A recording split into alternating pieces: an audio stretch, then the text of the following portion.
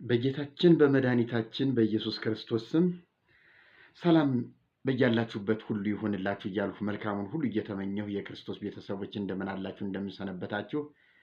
እግዚአብሔር የተመሰገነ ይሁን። እኔና ቤተሰቦቼ ደግሞ በጣም ደህና ነን። ልዑል አምላካችን እግዚአብሔር የተመሰገነ ይሁን። እናንተ በጸሎታችሁ በመከራችሁ በሁሉ ነገር አይዟችሁ ስለምትሉን በሚያስፈልገን ነገር ሁሉ እግዚአብሔር ይባርካችሁ። በእውነት ከልቤ ነው የማመሰግነው። በየቀኑ በገባሁበት ቀን ሁሉ እንደው በዚህ ጉዳይ ላይ መናገር አልቻልኩም። እንደው ልቤ ሁልጊዜ በደስታ ሙሉ ነው። እግዚአብሔር ይባርካችሁ። በመክራችሁ አይዞህ አይዞህ የምትሉኝ የባለቤቴን ደህንነት የምትጠይቁኝ ለሚያስፈልጋችሁ ነገር ሁሉ ለምትረዱን እግዚአብሔር ይባርካችሁ። ዛሬ ደግሞ ከልቤ አመሰግናችኋለሁ። እግዚአብሔር ይባርካችሁ። ዛሬ ወደ እናንተ የመጣሁበት አንድ ጉዳይ አለ። እስቲ ይህንን ነገር አብረን እንደው እንፈትሸው፣ እንመርምረው፣ ወደኋላ ታሪክን እንቃኝ። እስቲ ሰሞኑን የምሰማው ነገር አለ። እንደው ጉምጉምታ ነው። የዚህ ዘመን ወሬ አይጨበጥም፣ አይዳሰስም። ምንም ተስፋ ቢስ ነው። ጉራ ነው፣ ድንፋታ ነው። ዝም ብሎ የብሽሽቅም ነው። የእውነት ከልብ የሆነ የቅናት አገልግሎትም አይደለም የሚታይበት፣ የብሽሽቅ ነው። ብቻ ለማንኛውም ግን እኔ እንድናገር ቀስቅሶኛል። እኔ እንድናገር ምክንያት ሆኖኛል። እና ዛሬ ታዲያ ምን ይዘህ መጣህ? ምንድን ነው ጉዳዩ ልትሉኝ ትችላላችሁ። ሰሞኑን እንግዲህ ወደ ጎንደር አካባቢ የሚሰማ ነገር አለ። እንግዲህ ጎንደር ያው የታሪክ ሀገር ናት ትባላለች። በኢትዮጵያ ውስጥ ከሚገኙ ክፍለ ሀገራት በዋና በታሪክ በብዙ ነገር ተጠቃሽ ከሚባሉት ሀገሮች ክፍለ ሀገሮች ማለት ነው አንዷ ጎንደር ናት ተብሎ ይነገርላታል። እውነት ነው። እኔም እማውቀው አለ። ብዙ ታሪክም ተብሎላታል፣ ብዙ ተጽፎላታል፣ ብዙ ተወርቶላታል። ግን እኔ እማዝንበት ብዙ ነገር አለ። ጎንደር የድጓ ትምህርት ቤት ማስመስከሪያ ናት። ጎንደር ዋናው ጎንደር ከተማው አይደለም፣ ግን ማስመስከሪያ ቦታ አላት። እና የድጓው ትምህርት ቤት ዋናው አንድ ተማሪ ጎጃምም ይማር፣ ትግራይም ይማር፣ ወሎም የትም ክፍለ ሀገር ይማር የምስክር ወረቀት ይዤ ልምጣ ካለ መሄድ ያለበት ጎንደር ነው። ጎንደር ድጓ ቤት ሄዶ ቤተልሔም ያንን የምስክር ወረቀት መያዝ አለበት። ከዚያ ሲይዝ ነው ሙሉ እውቀት አለው ተብሎ የሚነገርለት። ሌላው አቋቋም የሚባል ትምህርት አለ። አቋቋም ማለት እንግዲህ ከማህሌት ጋር በተያያዘ ከከበሮ ከጸናጽል ከመቋሚያ ጋር በተያያዘ የሚሰጥ የቤተክርስቲያን የአገልግሎት ክፍል ነው። ይህም ራሱ የሚገኘው ጎንደር ነው። ሌሎች ሀገሮች አሉ፣ ትምህርት ቤቶች በሁሉም ክፍለ ሀገሮች አሉ። ግን መነሻው ምንጩ ጎንደር ነው። ያሬድ ራሱ ያስተማረበት ቦታ ነው እየተባለ የሚነገርለት። ያሬድ እንግዲህ በትውልዱ ትግራይ ነው።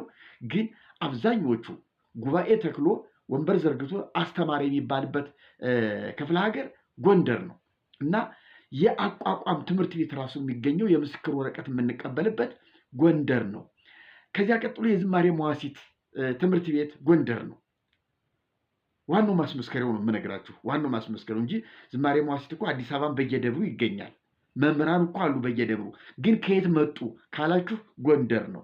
ከሸዋም ተወልደው ከየትም ተወልደው ሂደው ሌላ ብዙ ትምህርታቸውን ተምረው የመጨረሻ ማስመስከሪያ እንዲሁ እዩልኝ እወቁልኝ የምስክር ወረቀት ሱኝ ትምህርቱን በትክክል አጠናቅቄዋለሁ ወስኜዋለሁ ወይስ ይቀረኛል ብለው ለማሳየት እና አንድ ዙርም ይሁን ሁለት ዙር ለማድረስ ጎንደር መሄድ ግዴታቸው ነው።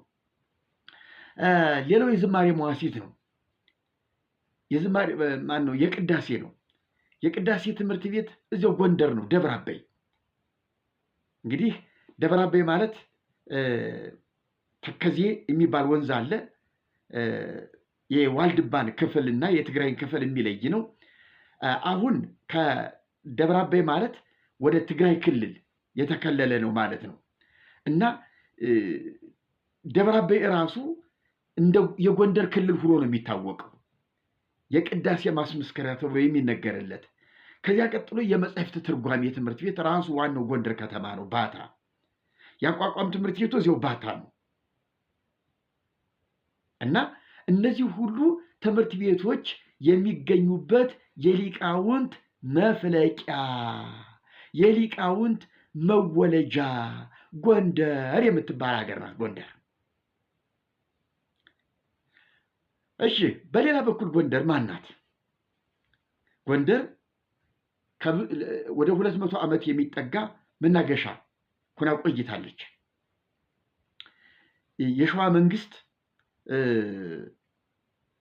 ከሸዋ መንግስት ውድቀት በኋላ የጎንደር ዘመነ መንግስት ነው ቀጥሎ ስልጣኑን የተረከበው ጎንደር ነው።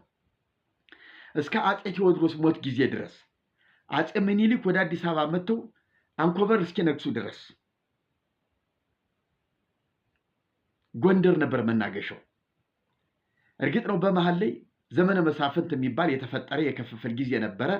ያም አፄ ቴዎድሮስ በነገሱበት ጊዜ አካባቢ ነው የጎንደር ዘመነ መንግስት ውድቀት የሚባለው ነው። እስከዚያ ጊዜ ድረስ ግን የጎንደር ዘመነ መንግስት በርካታ ወደ 17 የሚደርሱ ነገስታት የነገሱበት ነው ጎንደር ማለት። መልካም። በዚያ በጎንደር ዘመነ መንግስት ጊዜ ብዙ ታሪኮች ተሰርተዋል። እያንዳንዳቸው ነገስታቶች ማስታወሻዎች ሰርተዋል፣ ግንቦች ሰርተዋል፣ አብያተ ክርስቲያናት አንጸዋል። 44 ታቦታት የሚባሉ አሉ። ወደ እነሱ እመጣለሁ። 44 ታቦታት የሚባሉ አሉ። እንደው ወደዚህ በዝርዝር እመጣበታለሁ ስለ ሃይማኖቱ ጉዳይ። ግን ጎንደር ከዚህ ከመንፈሳዊው ዘርፍ በተጓዳኝ ደግሞ ሌላ ምን ታሪክ አላት? ከነገስታቱ ታሪክ ጎን ሌላ ምን ታሪክ አላት? ጎንደር የዘፈን ሀገር ናት፣ የቀረርቱ ሀገር ናት፣ የሸለላ ሀገር ናት። እንግዲህ ምን ልበላችሁ፣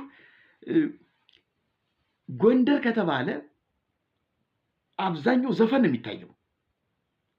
ብዙ በመላው ዓለም የምትታወቅበት አንዱ ጎንደር ዘፈኗ ነው፣ እስክስተዋ ውዝዋዜዋ ነው እና ከዘፈኖቿ ውስጥ እንግዲህ አበቄለሽ ጎንደር እየተባለች ይነገርላታል። ምንድነው አበቄለሽ ጎንደር? አበቅ የለሽ ምንድን ነው አበቄለሽ? አበቄለሽ በነገራችን ላይ ጎንደር ውስጥ አበቄለሽ ጠጅ ቤት አለ። ጠጅ ቤት ነው እኮ አዲስ አበባ እያዩ ገደል ጠጅ ቤት እኮ ነበረ።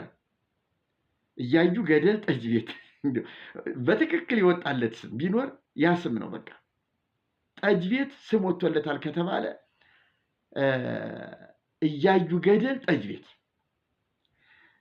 እያዩ ገደል ጠጅ ቤት ገብቶ ሰክሮ የማይወድቅ ሰክሮ እግሩን ወይ እጁን ወይ የሆነ አካሉን የማይጎዳ ሰው የለም። ምክንያቱም ከጠጅ ቤቱ ስትወጣ የሆነ እንደ ድልድይ ርብራብ ነገር አለ የምትሻገርበት። ስትገባ በሰላም ትገባበታለህ እያየህ፣ ስትወጣ ግን ተንገዳግሪ ትወድቅበታለህ። ስለዚህ ምን ተባለ? እያዩ ገደል። ከቤት እስክደርስ ድረስ 5 ጊዜና 6 ጊዜ ወድቀህ ተጋግጠህ ተላልጠህ ነው የምትደርሰው። ስለዚህ እያዩ ገደል ጠጅ ቤት ተባለ። ጎንደር እንደዛ አይደለም። አበቄለሽ ጎንደር፣ አበቄለሽ ጠጅ ቤት ሲባል ምንድን ነው አበቄለሽ ያሰኘው? እንግዲህ ሴትዮዋ በጥራት የምታዘጋጅ ምንም አይነት አበቅ ምንም አይነት የምትለው ነገር የሌለበት ጥርት ያለ በጥሩ ሁኔታ በጥራት የተጠመቀ ጠጅ ቤት ለማለት ነው አበቄለሽ። እሱ ነው አበቄለሽ። እኔ አልቀመስኩትም። እንግዲህ ደጋግሜ ብዙ ጊዜ ሄጃለሁ፣ ግን አበቄለሽ ጎንደርን አይቼዋለሁኝ፣ ግን አልቀመስኩትም። እና አበቄለሽ የሚባለው ለዚያ ነው። ይዘፈንለታል እንደ ጉድ አበቄለሽ ጎንደር እየተባለ። ዘፋኞቹ አውቀውት ይሁን ሳያውቁት ይሁን ዝም ብሎ አበቄለሽ ጎንደር ይሉታል።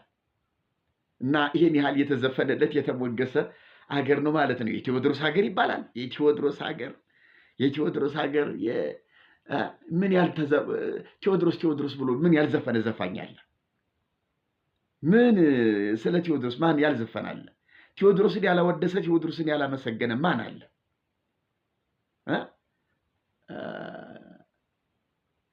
የነ ቴዲ አፍሮ ዘፈን እንዲያው ሌላው ልተውና አሁን ከቅርብ ዓመታት ወዲህ እነ ቴዲ አፍሮ የዘፈኑት ዘፈን ስለ ቴዎድሮስ ስለ ጎንደር የዘፈኑት ዘፈን አገር አላናወጠም እንዴ? ስለ ቴዎድሮስ ምንድን ነው ያለው? ሹርባው ምንድን ነው የሆነ ኪዳን እንደዚህ አይነት ነገር ተናግሯል። ቆርጣችሁ አምጡ ከሹርባው ላይ። አዎ ቆርጣችሁ አምጡ ከሹርባው ላይ ኪዳን እንስራ እንዳንለያይ እንደዚህ እየተባለ ልክ የአንድነት ምልክት የአንድነት መገለጫ የጀግንነት መገለጫ ሽጉጡን ጠጣው ምናምን በሰው እጅ መሞትን ነውር አድርጎት እየተባለ ተብሎለታል፣ ተዘምሮለታል። በአብይ ጾም የሚዘመረው የቴዎድሮስ መዝሙር እኮ ነው። ይሄ የበገና መዝሙር የሚባለው በጾም ጊዜ የሚዘመረው። ለምሳሌ በጾም ጊዜ ከሚዘመሩት ውስጥ የቴዎድሮስ የበገና መዝሙር ስለ ቴዎድሮስ እንግዲህ ተመልከቱ። አብይ ጾምን የሚያክል ጾም የሚጾመው የቴዎድሮስ ስለ ቴዎድሮስ እየተዘፈነ ነው፣ ስለ ቴዎድሮስ እየተዘመረ ነው። ለምሳሌ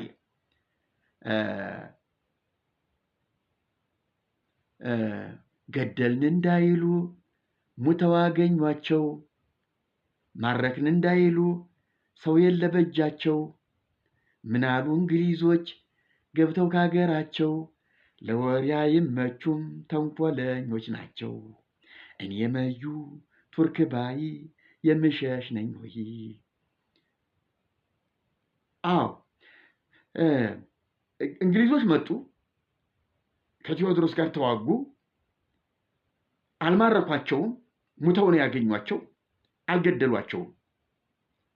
ስለዚህ ገደልን እንዳይሉ ሙተው አገኟቸው፣ ማረክን እንዳይሉ ሰው የለ በእጃቸው። ታዲያ እንግሊዞች ሀገራቸው ገብተው ምን አሉ? ጋዜጠኞች ሲጠይቋቸው ምን አሉ? የሰጡት መልስ ምንድን ነው ሲባል ለወሬ አይመቹም ተንኮለኞች ናቸው ብለው መልስ ሰጡ ተብሎ በአብይ ጾም ይሄ ይዘመራል። እንዲሁ ጉድ እኮ ነው፣ ጉድ እኮ ነው። ይችን ማፈሪያ ሀገር የክርስቲያን መዲና ጎንደር ባለማተብ የምትባለዋን አገር ሰማችሁልኝ? ታጠቅ ብሎ ፈረስ ካሳ ብሎ ስም፣ ታጠቅ ብሎ ፈረስ በገና እኮ ነው። ልብ በሉ። በገና መዝሙር ገዝታችሁ አብይ ጾም ማዳመጥ ትችላላችሁ ከፈለጋችሁ። ታጠቅ ብሎ ፈረስ ካሳ ብሎ ስም፣ አርብ ዓርብ ይሸበራል ኢየሩሳሌም፣ እኔ መዩ ቱርክ ባይ የምሸሽ ነኝ ወይ። አያችሁ፣ ታጠቅ ብሎ ፈረስ የአፄ ቴዎድሮስ ፈረስ ስሙ ታጠቅ ነው። በነገራችን ላይ የመሪዎች ፈረስ ስም አለው እያንዳንዱ። አባ መላ፣ አባ ታጠቅ፣ አባ ምናምን የሆነ ነገር ስም አለ። ፈረሱ ራሱ ስም አለው እና ታጠቅ ብሎ ፈረስ ካሳ ብሎ ስም፣ ዓርብ ዓርብ ይሸበራል ኢየሩሳሌም። ቴዎድሮስ ኢየሩሳሌም ሁሉ ድረስ ሂጄ እገዛለሁ፣ እምገባው ደግሞ ዓርብ ቀን ነው። እነሱ ዓርብ ቀን በዓላቸው የጾም መግቢያ የበዓል መግቢያ ቀናቸው ነው። ምንም እንቅስቃሴ አያደርጉም። ያለ ጦርነት ያለ ተኩስ ሂጄ በቁጥጥር ስር አውላታለሁ ኢየሩሳሌምን ብለው ይዝቱ ስለነበረ እስራኤላውያን ዓርብ ቀን ይረበሹ ነበረ። እንደው ዛሬ ይመጣ ይሆን? እንደው ይይዘን ይሆን? ምክንያቱም በዓል እያከበሩ ነዋ። የጦር ዝግጅት አያደርጉም። እነሱ ለበዓል ዝግጅት ለሰንበት ዝግጅት ነው ያላቸው። እጥፍጥፍ ብለው ዝርግጅት ብለው እንዳለ ባሉበት ቁጭ ብለው ነው ሰንበትን የሚያከብሩ። ስለዚህ ጠላት መጣ ብለው ውጊያ ውስጥ የሚገቡበት ሁኔታ አይደለም ያለው። ያላቸው ነገር እጃቸውን መስጠት ነው። ዝም ብሎ ጠላት ሲገባ ዝም ብሎ ማየት ነው። ስለዚህ ምን ተባለ? ዓርብ ዓርብ ይሸበራል ኢየሩሳሌም። የአብይ ጾም መዝሙር፣ የአብይ ጾም አምልኮ ታምር እኮ ነው፣ ታምር ነው። እንዲህ እየተባለ ስለ ቴዎድሮስ ይዘመራል። ስለ ቴዎድሮስ ብዙ ተዘፍኗል። የፋሲል ግንብ እየተባለ ተዘፍኗል። ፋሲል ተዘምሮለታል፣ ተዘፍኖለታል። ፋሲል የፋሲል ከተማ የፋሲል ከተማ የቴዎድሮስ ሀገር እየተባለ ተዘፍኖላታል። እኔ ይሄን ብለው ለነገር ነው ዝም ብላችሁ እንድታዳምጡኝ አደራ። ይቀጣ ምን ነው መርጌታ፣ ምን ነው ጎንደር የሆነ ነገር አልክሳ ምን መንፈስ ወሰደህ እንዳትሉኝ። የወሰደ መንፈስማ አለ የወሰደ መንፈስ የነካይ መንፈስ አለ እና ጎንደር እንደዚህ ተዘፍኖላታል። የ44ቱ ታቦት መቀመጫ 44ቱ ታቦት እስካሁን ድረስ 44ቱ ታቦት ይባላል። ግን እኮ 44 ታቦት ብቻ አይደለም። አሁን እኮ ከ150 ከ200 በላይ ነው ያለው ታቦት በጎንደር ከተማ።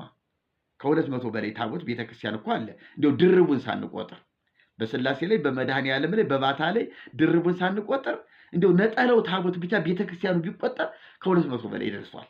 ጎንደርና ጎንደር ዙሪያው በጎንደር ከተማ ክልል በተባለ ውስጥ ያለው ወደ 200 ደርሷል። የከተማው ማለት ነው የከተማው እና 44 የሚባለው ታዲያ ምንድነው ካላችሁኝ በአፄ ፋሲልና በአፄ ሱስንዮስ ጊዜ የነበሩት የአብያተ ክርስቲያናት ህንፃ ብዛት 44 ነበር። ቁጥሩ 44 ነበር። ነገስታቱ ያሰሯቸው አብያተ ክርስቲያናት 44 ነበር ቁጥራቸው። እና ጥምቀተ ባህር ታቦቱ ሲወርድ ከአንድ ቦታ ነበር። 44ቱ ሁሉ ከዚያ ንጉስ ካሰረው እንትን ምንድነው ይሄ ያውን መጠመቂያ ገንዳ ጥምቀተ ባህር የሚፈጸምበት ከዚያ ነበር ወርዶ የሚያድረው። እና 44 ነው ብዛቱ። ከአንድ ላይ ነበር ሁሉ መጥተው የሚያድሩት። በነገራችን ላይ አዲስ አበባ በአፄ ምኒልክ ጊዜ እንደዚያ ነበረ። ጃንሜዳ ወጥቶ የሚያድረው ታቦት 44 ነበር ብዛቱ። በኋላ አሁን እየሰፋ ሲሄድ እንግዲህ አዲስ አበባ ያለውን ታቦት እግዚአብሔር የላችሁ ቁጠሩ እንግዲህ ስንት ደርሷል። ድርቡን ሳትቆጥሩ በአንድ ቤተክርስቲያን እኮ 5-6 እኮ ታቦት አለ። ከዚያም በላይ ሊኖር ይችላል። እና 44 ሲባል በዚያን ጊዜ የነበረው ያ ልምድ ነው እና ሌላ ነገር ያለ እንዳይመስላችሁ። ሌላው የታሪክ ማህደር እየተባለች ትወደሳለች ጎንደር። የታሪክ ማህደር የነገስታት ታሪክ ብትሉ፣ ሃይማኖታዊ ታሪክ ብትሉ፣ እነዚህ ቅድም እንዳልኳችሁ የዜማ መጻሕፍቶች፣ የዜማ ትምህርቶች፣ የድጓ ያቋቋም ትምህርቶች፣ እነዚህ ማስመስከሪያዎች፣ እነዚህ ነገሮች ብትሉ እንግዲህ የታሪክ ማህደር ናት ጎንደር።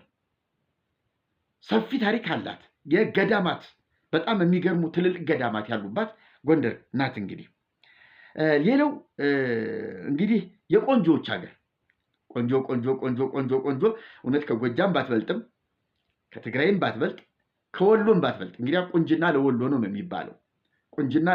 ነው የሚባለው።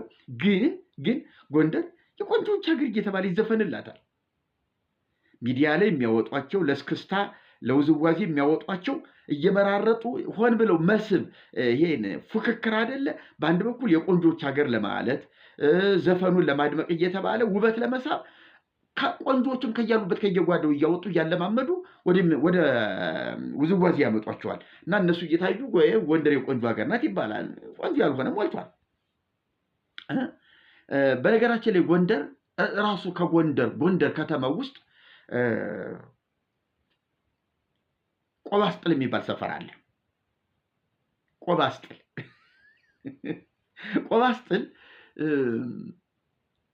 ምንድን ነው? ያ ሰፈር ቆንጆ ሴቶች እንግዲህ አለ። እውነት ለመናገር የቆንጆ ሰፈር ሴቶች አለ።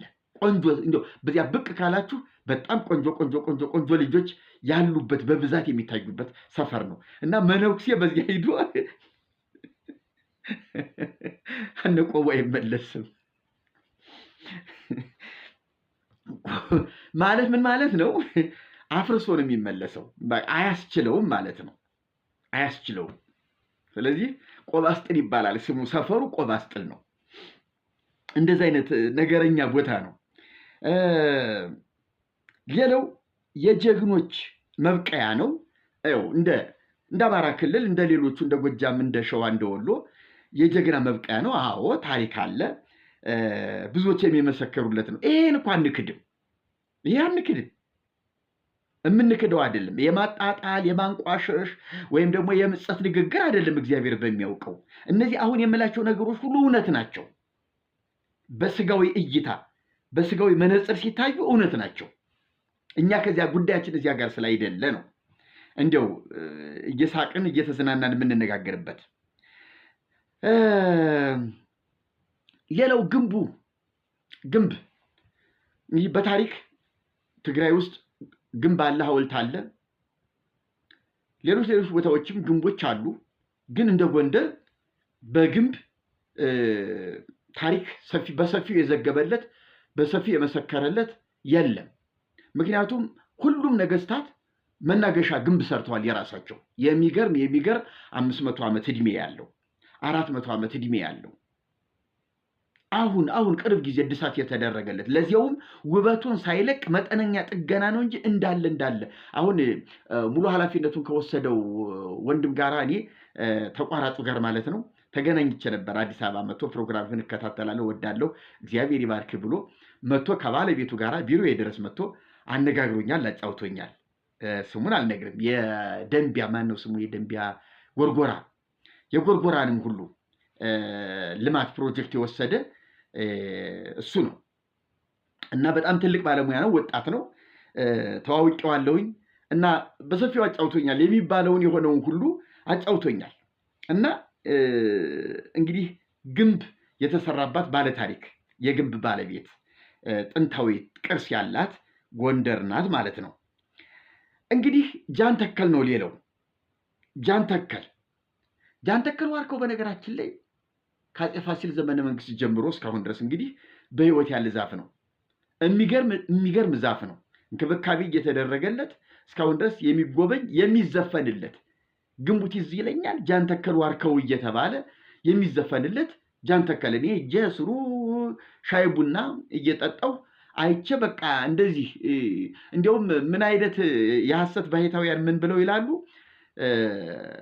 ጎንደር ጃንተከል ዋርካው እንደዚህ መሬት ሳይነካ ዝም ብሎ ወደዛ ሄዷል። እንዲህ ብሎ በሰው ቁመት ልክ እንደዚህ አግድሞ ይሄ ምንድን ነው? ይሄ ቅርንጫፉ እንደዚህ በዙሪያው ዝም ብሎ ሀገር ምድር ወደዛ ሄዷል እና መሬት ይሄ ቅርንጫፉ እንደዚህ አጎንብሶ መሬት የነካ እንደሆነ ፍጻሜ ዓለም ይደርሳል ተብሎ መሬት እንዳይነካ በባላ ሁሉ እየተደገፈ ነው ተይዞ ያለ። ይሄ የብረት ባላ እየተዘጋጀለት ባካችሁ መሬት የነካ እንደሆነ ፍጻሜ ዓለም ሊሆን ነው እንዳይነካ ያዙት እየተባለ የሚጃጃሉበትም ሁሉ ጃንተከል ዋርካ አለ እና እኔ በጣም እስቃለሁ። ሌላው እንግዲህ ጎንደር ትምህርት ቤቶቿን በጣም ብዙ የማስመስከሪያ ቦታዎቿን ነግሬያችኋለሁኝ።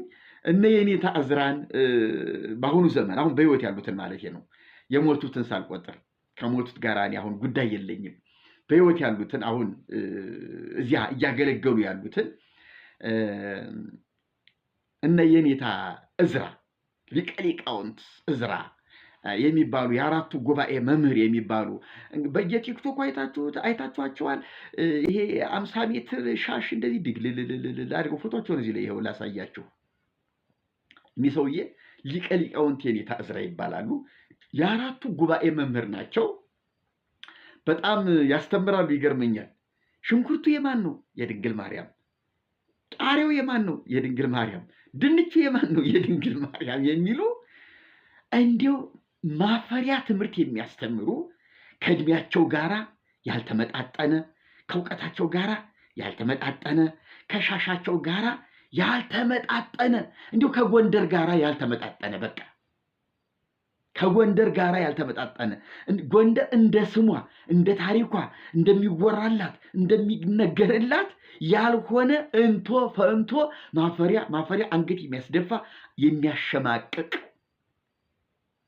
የሚያሸማቅቅ ትምህርት የሚያስተምሩ ታምረ ማርያም ቅዱስ መጽሐፍ ነው፣ እንከን የለሽ ነው የሚሉ በታምረ ማርያም ስህተት አለ የሚል ካለ ይምጣና ከኔ ጋር ይነጋገር የሚሉ አይነ ፈጣጣ ውሸታ። በጣም የሚገርሙ ሰውዬ ናቸው። ለዚህ ብቻ የተፈጠሩ እውነት እንዳይናገሩ የተባሉ እና እነዚህ ሰዎች ያሉባት የተገኙባት እነ ጓሃ ጽባህ እነ ሊቀ ሊቃውንት ጓሃ ጽባህ ምን ማለት ነው? ብፁዕ አቡነ እንድርያስ ስለሳቸው ደጋግሜ እንግዲህ ተናግሬያለሁ። ታውቃላችሁ። አቡነ እንድርያስ ፎቶአቸው ይሄው።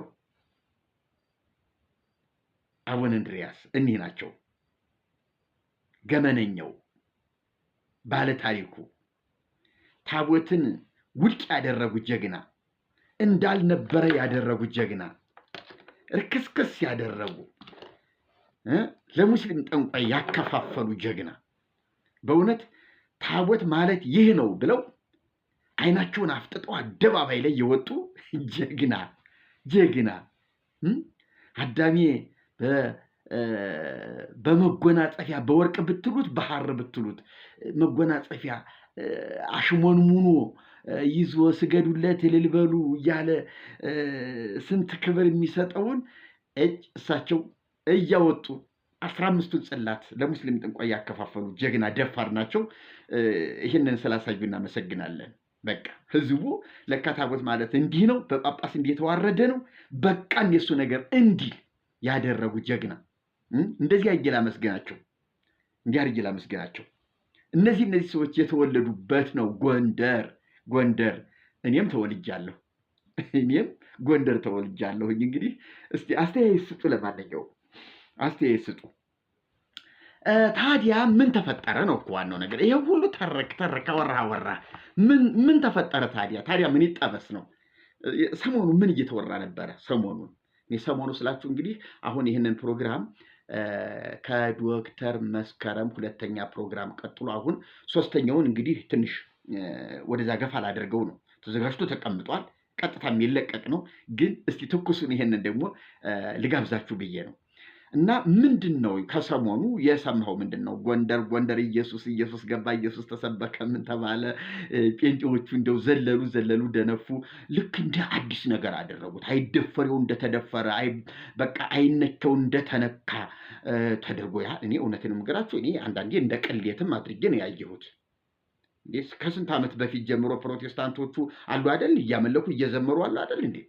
በእኔ ዕድሜ እንኳን እኔ ታድሶ ከተባልኩበት ጊዜ ጀምሮ ይኸው 30 ዓመት አሉ አይደል? ፕሮቴስታንቱ ጎንደር ቸርቾች አሉ አይደለም? ምንድን ነው አሁን እንደው እነማን ሂደው ነው ተብሎ የተደነፈው? ለመጀመሪያ ጊዜ ጎንደር ኬላው እንደተሰበረ ሪባኑ እንደተቆረጠ ተደርጎ ይህን ያህል የተፎከረው ትንሽ ግልጽ አልሆነልኝም። ግን እውነት እንደ ቅሌት አይቼዋለሁኝ። ደግሞ ራሳቸው ኦርቶዶክስ ደግሞ የቲክቶከሮቹ አንዳንዶቹ ደግሞ እነዚህ ደግሞ ተደፈረች ሀገራችን፣ ትልቋ ጎንደር የሃይማኖት መዲና፣ የታሪክ የምናምን የሊቃውንት መፍለቂያ ምናምን እንደዚህ ያሉ ደግሞ ሌሎቹ ደግሞ እንዳታስነኳት ጎንደርን እንዲሁ አለ አይደለ የተከበበችው ኢያሪኮ አደረጓት። በቃ በግንብ የተቀጠረችው ኢያሪኮ እና ጴንጤ ሲጮህባት የተደረመሰችው ጎንደር ሆነችብኝ። እውነት ለመናገር በዚህም በኩል በዚያም በኩል ያለ አግባብ የሆነ ነገር አለ ባይ ነኝ። ግን ለኦርቶዶክሳውያን ጎንደር ላይ የምላላችሁት እንደው እዚህ አዲስ አበባ ለምትሉ በቲክቶክ ለምትጮሁ ለምትደነፉ ኦርቶዶክሳውያን ወጣቶች እርማችሁን አውጡ። ለማንኛውም እርማችሁን አውጡ ነው የምላችሁ። እርማችሁን አውጡ። ሲዘፈንባት ሲደለቅባት ምንዝርና ግልሙትና በየጠጅ ቤቱ ሲካሄድባት ናይት ክለብ ሲጨፈርባት የባህል ሙዚቃ ምናምን እየተባለ ስንት ብልግና ነገር ሲካሄድባት ስንት አሉባልታ ወሬ ስንት አሉባልታ ነገር ሲደረግባት ሲዘፈንባት ሰው ሲመለክባት ፋሲል ቴዎድሮስ እየተባለ ሲመለክባት የነበረ እነ ገላውዲዮስ እየተባሉ ሰዎች ሲመለኩባት የነበረ ግንብ ሲመለክባት ፋሲል አንድ ግንብ ተሰርቶ ጃን ተከል ዋርካው ተተክሎ አፄ ፋሲል የተከሉት ጃን ተከል ዋርካ ለዚያ ሁሉ ሲዘመር ሲመለክ ለናፄ ቴዎድሮስ በአብይ ጾም መዝሙር ተደርሶላቸው ሲመለኩበት የነበረ ጎንደር የሰዎች መመለኪያ፣ የግንብ መመለኪያ፣ የቅርጻ ቅርጽ መመለኪያ ጎንደር ኢየሱስ ቢገባ ምንድነው ነው እንዲህ ያመማችሁ፣ እንዲህ ያዞራችሁ፣ እንዲህ ያንዘረዘራችሁ ምንድነው በሽታው? ምንድነው ችግራችሁ? ኢየሱስን እምቢ ያላችሁበት ከቴዎድሮስ አንሶባችሁ ነው ኢየሱስ? ለፋሲል የምትዘፍኑት ፋሲል በልጦባችሁ ነው? ለአበቄለሽ የምትዘፍኑት አበቄለሽ በልጣባችሁ ነው? ኢየሱስን እምቢ ለአበቄለሽ እንዘፍናለን ያላችሁ፣ ለግንቡ ለዋርከው ለምናምኑ ለቅርጻ ቅርጹ ለሐውልቱ እንዘፍናለን ያላችሁ፣ ሐውልቱ ይሄ በልጦባችሁ ነው? ከዚያ ይልቅ ምን አለ?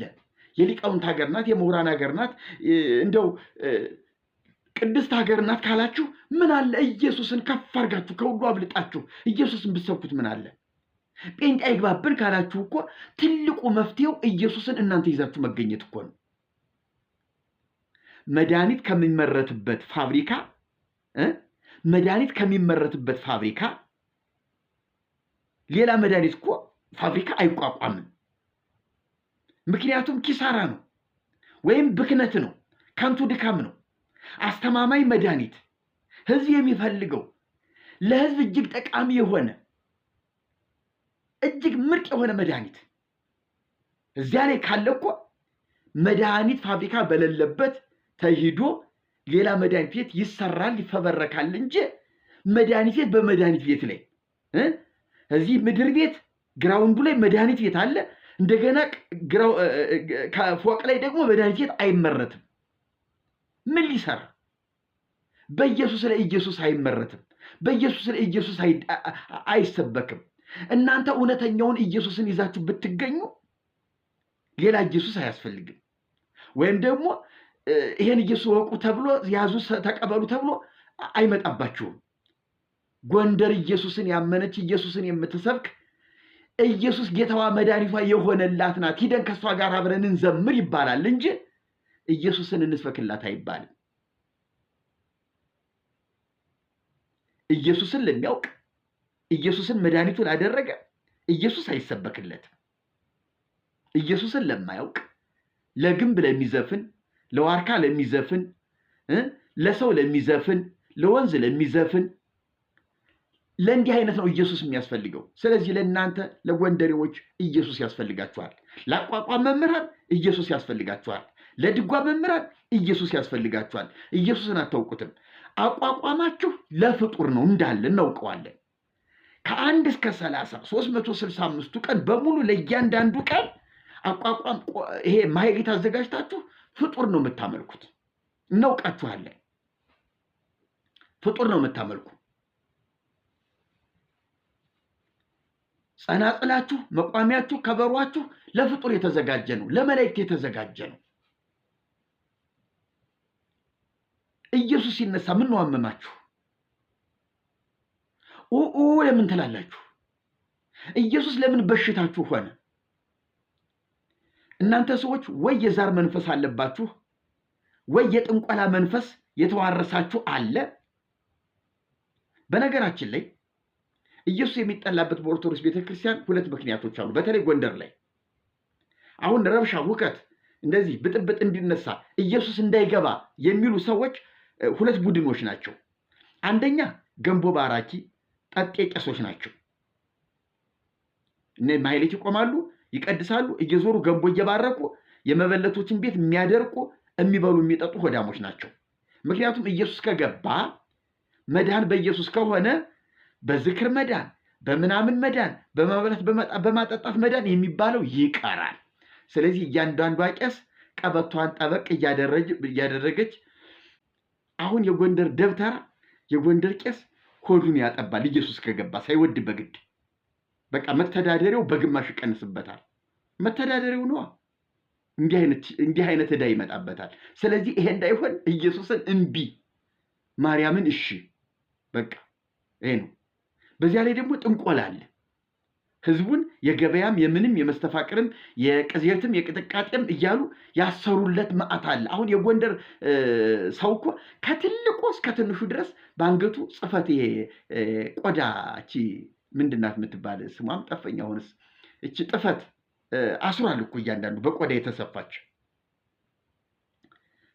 በደብተራ የተጻፈ ለቅዠት ለቅጥቃጤ እየተባለ ለቡዳ ለመጋኛ እየተባለ ከትልቁ እስከ ትንሹ 2 2 3 3 ያላንጠለጠለ እኮ የለም። ስለዚህ በዚህ ገቢ አላቸው። ይሄን ሁሉ እያወላለቀ እየቆራረጠ ይጥላል ጎንደሬ። ምክንያቱም ኢየሱስ ብቻ ነው ከዚህ በኋላ ያለው። አያችሁ።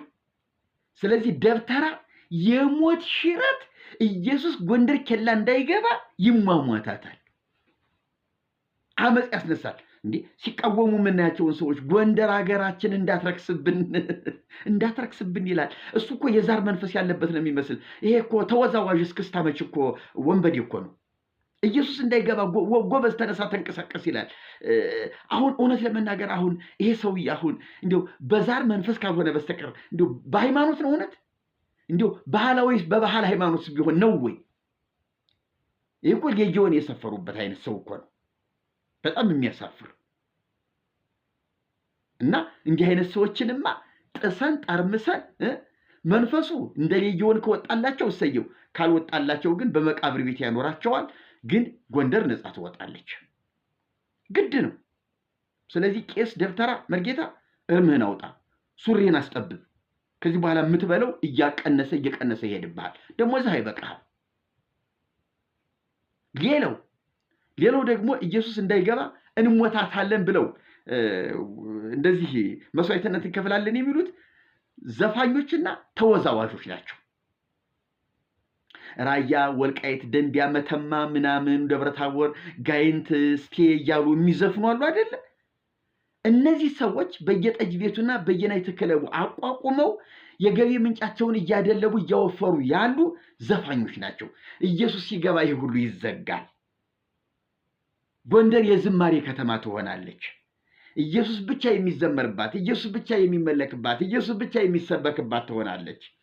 ስለዚህ እነዚህ ሰዎች የገቢ ምንጫቸው ድርቅ ይላል፣ ናይት ክለባቸው ይዘጋል፣ የስካር መጠጥ በሙሉ ይቋረጣል።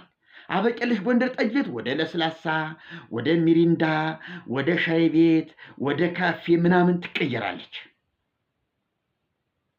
ስለዚህ እነዚህ ሁሉ ለእምነታችን እንሞታታለን ይላሉ እንጂ ለቢዝነሳችን እንሞታታለን እያሉ ነው። እና በዚህ ምክንያት ኢየሱስ እንዳይገባ ጎንደር ላይ ውጊያ ከተከፈተ እንሞታታለን፣ ኢየሱስ ይገባል። የገቢ ምንጫችሁን ቀይሩ፣ ሌላ ቢዝነስ መንገድ ክፈቱ፣ ፈልጉ። ከዚህ በኋላ ጊዜው አይፈቅድልንም፣ ሁኔታው አይፈቅድልንም። አሁን በጊዜ እናስብበት፣ እንምከርበት ብላችሁ የገቢ ምንጫችሁን ካህናቱን ቢሆን በየደብሩ ተሰባሰቡ፣ ምከሩ። በየደብሩ ብዙ ቦታ አለ፣ በዙሪያው ህንፃዎችን አሰሩ። ቤተሰቦቻችሁ በዚያ ሱቅ ይክፈቱ፣ በዚያ ይነግዱ፣ መተዳደሪያቸውን በዚያ ያድርጉ። ሌላ ምንም አማራጭ የላችሁም። እነ የኔታ ዕዝራ እና አቡነ እንድሪያስ በርከክ ብላችሁ ኢየሱስን ተቀበሉ። ምንም አማራጭ የላችሁም። አሁን ሻሽ ደግልሎ ሽንኩርትና ቲማቲም ቃሪያ የሚሰበክበት ጊዜ አብቅቷል። አሁን በአንድ ዮሐንስ፣ በሁለት ታዲዮስ፣ በሶስት ባታ፣ በአራት ዮሐንስ ወልደ ነጎድጓድ እያሉ ማህሌት እየቆሙ ምዕመናንን ዝክር አምጡ፣ እገሌ ይህን ያህል ቃል ኪዳን አለው፣ ነፍሳትን በየቀኑ ከሲኦል ይህን ያህል ያወጣል ማለት ያቆማል ካሁን በኋላ። ስለዚህ ማህሌቱን የኢየሱስ አድርጉት፣ እንዳለ ዓመት እስከ ዓመት ማህሌቱን የኢየሱስ አድርጉት። አገልግሎቱን ድጎውን የኢየሱስ አድርጉት። ቅዳሴው የኢየሱስ ይሁን።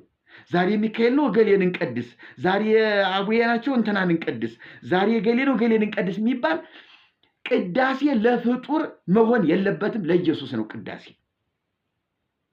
ቅዱሳን መላእክት የሚያመሰግኑት ኪሩቤል በግርማ ሆሙ ወሱራፌል በቅዳሴ ሆሙ ይሴብሕዎ እየተባለ የሚነገርለት ልዑል እግዚአብሔር በምድርም በጎንደርም ይሄ ምስጋና ይገባዋል።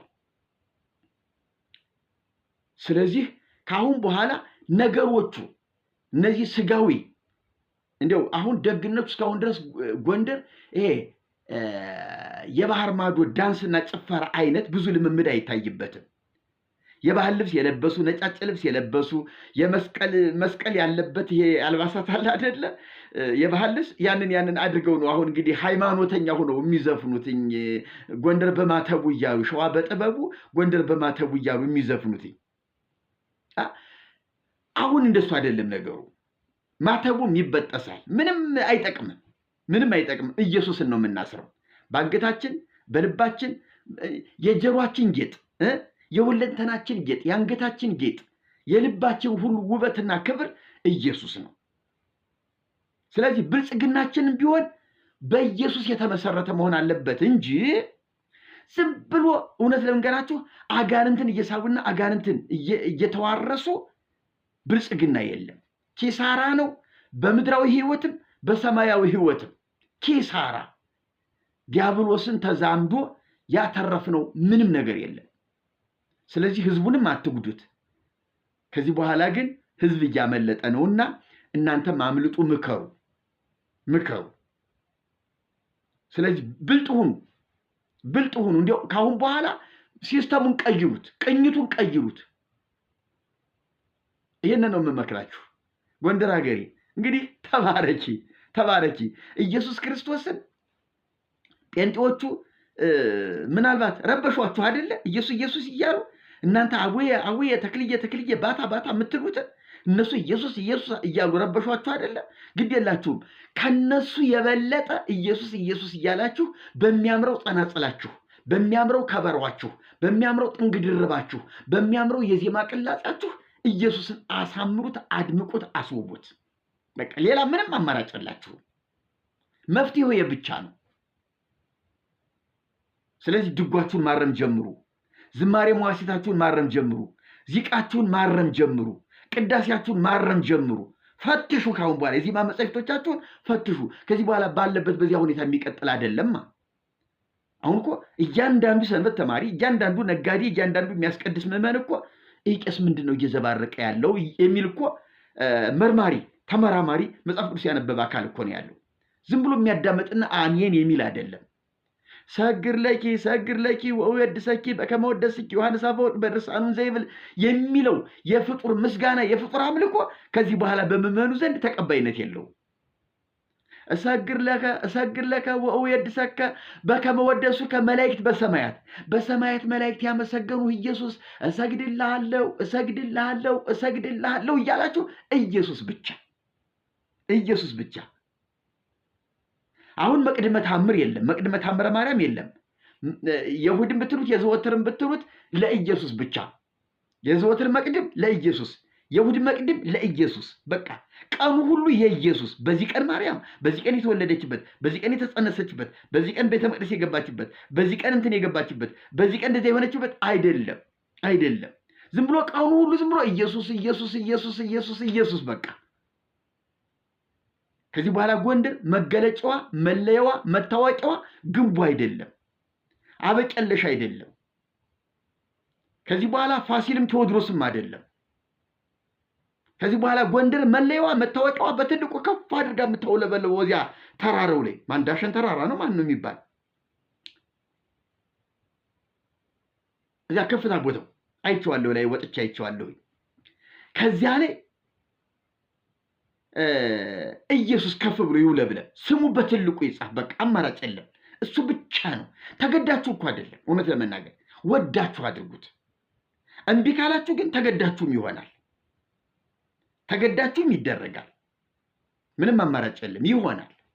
ጊዜው እየሆነ ስለሆነ እየመጣ ስለሆነ ከዚያ ይልቅ እናንተ ምንድነው የምትጠነቀቁት? እንዲያው እብድ ጴንጤም አለ የሚያንዘረዝረውን የሚያንገሸግሸውን እንዲህ የሚያሰኘውን ይህንን ተከላከሉ። እውነት ለመናገር ይሄ ሐሰተኛ ነቢያትን ሐሰተኛ ባለራዕይን የሚሉትን እነዚህን ግን ብትከላከሉ ደስ ይለኛል። እኔም አበረታታለሁ፣ ደግፋለሁ። ምክንያቱም እነዚህ ወንበዴዎች ናቸው፣ እነዚህ ሌቦች፣ አጭበርባሪዎች ናቸው። በፍጹም ከነዚህ ጋር እኔ አልተባበርም። እና በእግዚአብሔር ቃል እውቀት የበሰሉ ፕሮቴስታንት ካሉ እዩዋቸው፣ እወቋቸው፣ መርምሯቸው፣ ለዩዋቸው። ከነዚህና ከነዚያ ልዩነቱ ምንድን ነው የሚለውን ነገር በደንብ አጥኑ። እንነጋገር እስቲ፣ ኑ ያላችሁ ጉባኤ ስሩ። ነገሌ ኑ እስቲ እንመካከር። ኢየሱስ በምትሉት ጉዳይ ላይ የእናንተን ኢየሱስ እንድትነግሩን እንፈልጋለን ብላችሁ ጥሯቸውና የእነሱን ኢየሱስ በደንብ ስሙ። ማን ነው? አብ፣ ወልድ፣ መንፈስ ቅዱስ ማን ነው? ስሟቸው። ኢየሱስ ማን ነው? አምላክነቱ ሰውነቱ በደንብ ስሟቸው። ከነዚህ ሰዎች ጋር ብትተባበሩ ምንድነው ክፋቱ?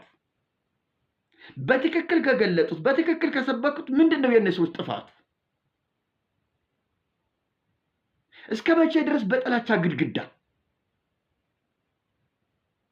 እንደ መወያየት እያለ የድሮ አባቶቻችን ጎንደር ላይ በአፄ ዳዊት በአፄ ሱስንዮስ በአፄ ፋሲል ስንት ውይይት ነው የተካሄደ? ጎንደር ላይ ስንት ሃይማኖታዊ ክርክር ተካሄደ? በጸጋ በቅባት በካራ ላይ ስንት አይነት፣ በካቶሊክ ላይ ስንት አይነት ክርክር ተካሄደ? በጨዋነት መንፈስ ራስን በመግዛት መንፈስ ብዙ ክርክሮች እኮ ተካሄደዋል። ሊቃውንቶች እኮ ብዙ ተነጋግረዋል። ለምንድን ነው ዛሬ ሊቃውንት ካላችሁ ለምንድን ነው የማትነጋገሩት ከነዚህ ሰዎች ጋር? ለምንድን ነው ጉባኤ የማትሰሩት? ለምንድን ነው የማትመክሩት? አንድ ነገር ይጎላችኋል ማለት ነው። ክርክር የምትፈሩት፣ ውይይት የምትፈሩት አንድ የጎደላችሁ ነገር እንደምትሸነፉ ውስጣችሁን ታውቁታላችሁ ማለት ነው። ስለዚህ ይሄን ነገር እንደው ትኩረት ሰጥታችሁ ብትመክሩበት ብታስቡበት ነው የምላችሁ። እግዚአብሔር የተባረከ ይሁን። እኔ ከስጋና ከደም ነፃ ወጥቼ ከቋንቋ ከነገር ተፈውሼ የእግዚአብሔር ልጅ ሁኜ በክርስቶስ ካመኑ ጋራ ወንድምና እህት ሁኜ አብሬ የማመልክ የኢየሱስ ክርስቶስ ባሪያ ነኝ። ግን እንደው ጎንደር የተባለው ሁሉ አሁን ወደ ኢየሱስ ይቀየር ነው የምለው። እግዚአብሔር ይባርካችሁ፣ ጸጋውን ያብዛላችሁ።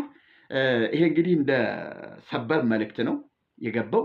እስቲ ቀጥሎ ክፍል 1 ክፍል 2 የዶክተር መስከረም ይቀጥላል፣ 3 ይቀጥላል፣ እንሄዳለን። እንደዚህ አስፈላጊ በሆነበት ጊዜ ግን ጣልቃ ገቦች ነገሮች ይመጣሉ። እግዚአብሔር ይባርካችሁ፣ ጸጋውን ያብዛላችሁ። ክብር ለአምላካችን ለእግዚአብሔር ይሁን። ዛሬ ታኅሳስ 2 ነው። ምናልባት ታኅሳስ 3 ኤዲት ተደርጎ ተስተካክሎ ይለቀቃል። ተባረኩ።